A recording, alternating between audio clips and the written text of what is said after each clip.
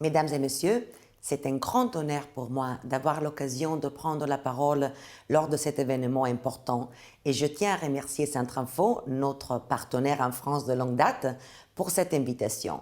Permettez-moi d'attirer votre attention sur une coïncidence marquante. Cette année où nous célébrons l'anniversaire de la loi Delors est aussi celle d'un tournant majeur pour la formation professionnelle au niveau européen, notamment pour la formation continue. Et face aux besoins massifs de perfectionnement et de reconversion professionnelle en Europe, nous, au CEDEFOP, nous étions engagés en faveur de la formation continue et nous sommes heureux de constater qu'elle figure au tout premier plan de l'agenda européen.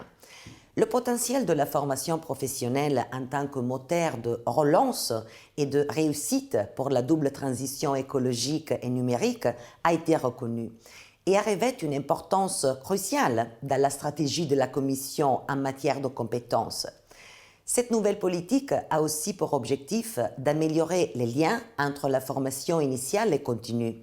Et l'apprentissage en alternance reste un élément central. Il est aussi considéré comme une option valable pour les niveaux de qualification supérieure et pour le perfectionnement et la reconversion professionnelle des adultes. La nouvelle politique de formation professionnelle favorise une formation proactive, axée sur l'apprenant et flexible tout au long de la vie.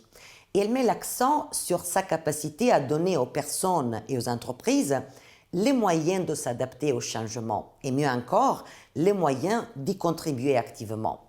Mais comment y parvenir?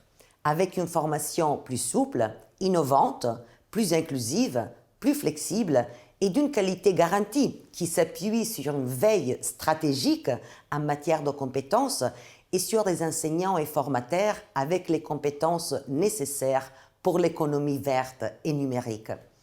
Alors, comment la politique européenne de formation professionnelle peut-elle influencer les politiques nationales? La Commission joue davantage un rôle de soutien et de coordination de l'action des États membres. Et dans le même temps, l'éducation et l'accès à la formation continue sont un droit légal de chaque citoyen européen. Les 20 dernières années ont vu une coopération étroite entre les pays, les partenaires sociaux européens et la Commission. Et beaucoup de priorités ont trouvé une inspiration dans des politiques nationales. Actuellement, par exemple, les comptes individuels de formation et les microcertificats sont des priorités et figurent au tout premier plan de nos travaux. Les ingrédients clés de cette coopération sont des priorités et des objectifs quantitatifs communs et l'apprentissage mutuel. Et pour la formation continue, des objectifs ambitieux de participation des adultes à la formation s'appliquent 60% d'ici à 2030. Et comment pouvez-vous bénéficier de nos travaux? Le CEDEFOP peut tout d'abord vous apporter un réel soutien dans vos efforts vers la réalisation des objectifs communs.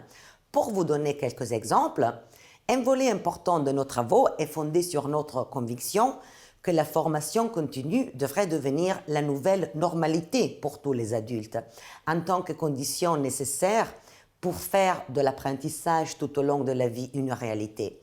Et cela nécessitera une approche systématique et un soutien complet à l'apprenant à 360 degrés. Et les partenaires sociaux ont clairement un rôle pivot à jouer dans cet effort.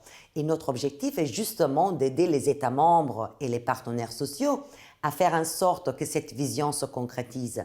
Actuellement, nous sommes en train de réaliser une revue approfondie pour aider votre pays à mettre en place des parcours de renforcement des compétences des adultes.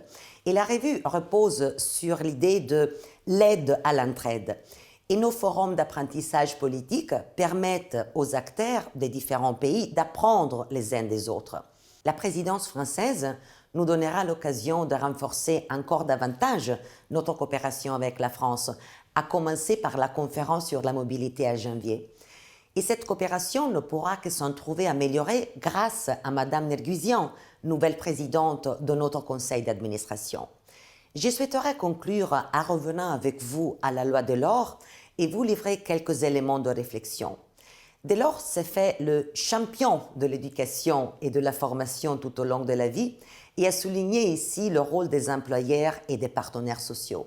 Et plusieurs années plus tard, Centrinfo envisageait un ensemble de voies et de moyens définis en fonction des mêmes objectifs, au lieu de la formation initiale et continue comme deux systèmes déconnectés. Il me reste à vous souhaiter des discussions fructueuses et vous remercie de votre attention.